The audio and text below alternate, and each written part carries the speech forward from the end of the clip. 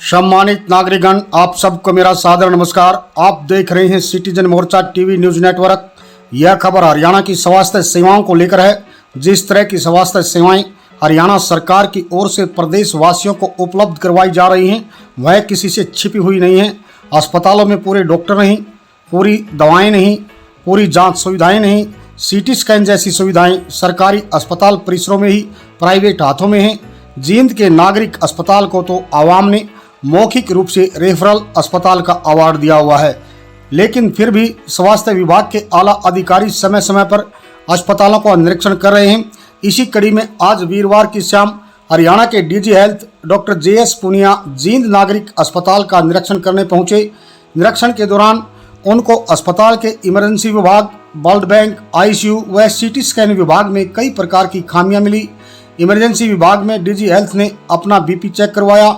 BP check करवाने की प्रक्रिया को उन्होंने बारीकी से जांचा। इसके बाद उन्होंने ECG की जांच करवाने की बात कही तो विशेषज्ञ नहीं मिला।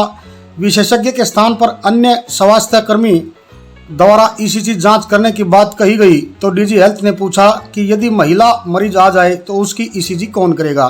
निरीक्षण के दौरान ICU विभाग में कई AC बंद मिले।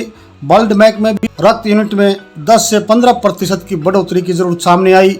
इसी तरह से CT स्कैन विभाग में त्रुटि नजर आने पर उन्होंने सिविल सर्जन को सभी खामियां दूर करने के निर्देश दिए। मीडिया से बातचीत में डीजी हेल्थ ने बताया कि पिछले माह जींद स्वास्थ्य विभाग को 1 करोड़ रुपए से ज़्यादा की राशि दवा खरीदने के लिए जारी की गई है। CMO को निर्देश दे दिए हैं कि मरीजों को हर तरह की दवा अस्पताल में ही उपलब्ध करवाई जाए। हालांकि उन्होंने यह भी कहा कि जींद में स्वास्थ्य विभाग द्वारा मरीजों को अच्छी स्वास्थ्य सेवाएं प्रदान की जा रही हैं।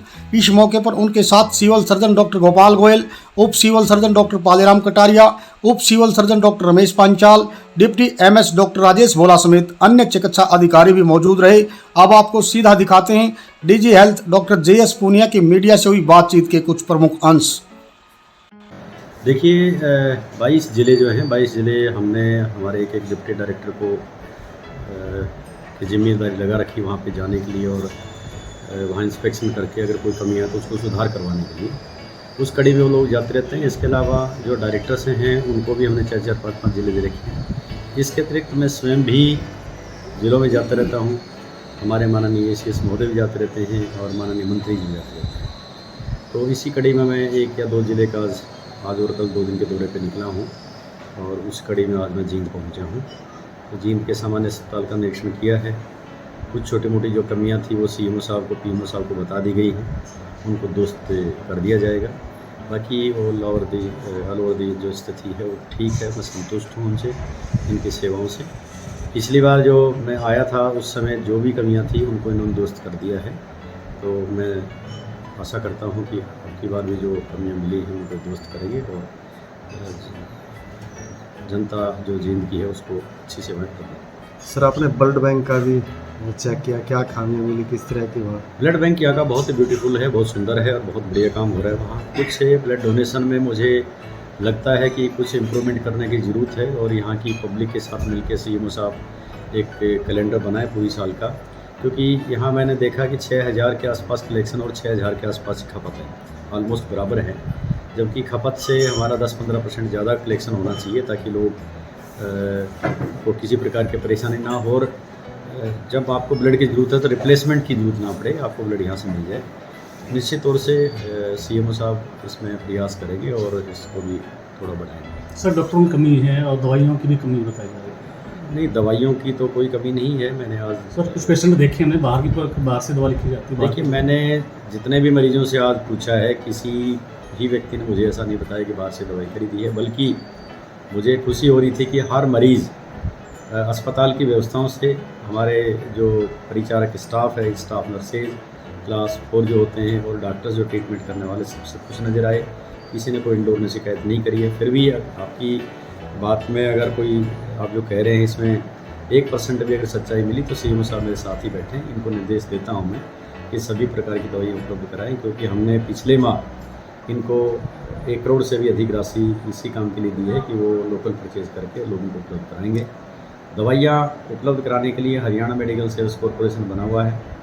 उसमें चूँकि आचार संहिता के कारण से हमारे टेंडर नहीं फाइनल हो पाए थे। अब माननीय स्वास्थ्य मंत्री महोदय की अध्यक्षता में जो मीटिंग हुई उसमें काफ़ी टेंडर्स हमारे फाइनल हो चुके हैं। तो उसके हिसाब से भी अगले 1 महीने में मुझे लगता है कि उधर से भी सप्लाई शुरू हो जाएगी। तो ये सारी चीज़ें जो कभी कभी कोई कमी हो जाती होगी तो उसकी पूर्ति के लिए HMSCL तैयार है, तो कोई कमी नहीं है। रेडियोलॉजिस्ट भी नहीं है अगर यहाँ हॉस्पिटल के अंदर 10 कोट के भी। निश्चित तौर से ये बात आपकी ठीक है, डॉक्टर्स की कमी है, क्योंकि डॉक्टर्स की पूरे देश में ही कमी है और हम सतत प्रयास करते हैं और भर्ती करते रहते हैं। 1.5 साल पहले भी हमने करीबन 900 के आसपास डॉक्टर भर्ती करे थे, उनमें से 600 ने ज्वाइन किया। जो ज्वाइन किया उनमें से कुछ से पोस्ट ग्रेजुएशन करने के लिए चले गया, कहीं अन्य कोई दूसरी संस्था में चले गए। अब पुनः हमने शुरू कर दिया है, आज कमेटी का गठन भी सरकार ने कर दिया है कि हाई पावर रिक्रूटमेंट कमेटी होती है, उसके तहत हम प्रक्रिया शुरू करने जा रहे हैं और अगले 1-1.5 महीने में करीबन 800-900 जितने भी वैकेंट जितनी पोस्ट हैं सभी को फिलअप कर दिया जाएगा। जहाँ तक स्पेशलिस्ट का सवाल है, करीबन 262 के आसपास स्पेशलिस्ट डॉक्टर जिनकी ज़रूरत थी। जैसे आप कह रहे हो रेडियोलॉजिस्ट नहीं है, तो हर जिले को एक रेडियोलॉजिस्ट देने की हमने योजना बनाई है, जो फाइनेंस डिपार्टमेंट से अप्रूव होते हैं वो भी दे देंगे इनको। और दूसरे जितने भी स्पेशलिस्ट उनको भर्ती करने के लिए हमने CM को कह दिया है कि जो भी स्पेशलिस्ट इनके पास नहीं है वो उसकी मंजूरी NHM से ये लें, क्योंकि 262 टोटल हमारे पास पोस्ट हैं, तो और ये उसको भर्ती करें। तो निश्चित तौर से आने वाले 15-20 दिन में मुझे लगता है कि सभी जिलों में एक स्पेशलिस्ट शायद हर फैसिलिटी का उपलब्ध हो जाए।